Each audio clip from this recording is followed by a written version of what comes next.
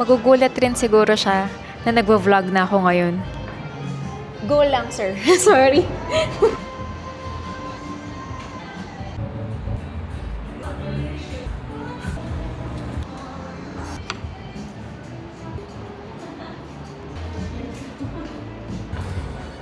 Hi, it's Jam. Welcome to another chapter. Minsan iniisip ko kung ano kayang iniisip ng younger self ko about us. Me. Kung ano kami ngayon. Paano kaya kung makikita niya ako?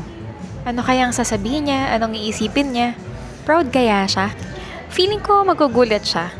Hindi niya siguro inaakala na magiging photographer siya. Di naman yun yung ginusto niya nung bata siya eh. Magugulat rin siguro siya na may business na kami, na may asawa na kami, na 4 yung aso namin. Magugulat rin siguro siya na nagvo-vlog na ako ngayon.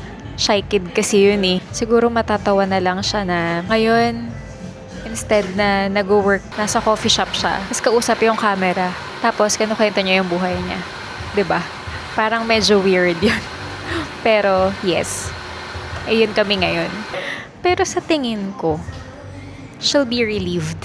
Kasi yung batang yun, na tinry gawin lahat ng tama, ng on track, ng nakapattern, studying, working, helping, trying to make something of herself. Hindi niya naman alam kung saan mapupunta lahat ng hard work niya eh.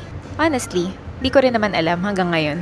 Wala pa rin naman akong clue kung saan matatapos to lahat, 'di ba? Pero ito, ang masasabi ko sa inyo.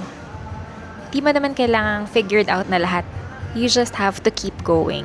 Isang araw, you'll look around your life, then you'll realize that you've built a life na hindi mo na-imagine na kaya mong gawin. And you'll still have so many chapters to write. Every day has a story until the next.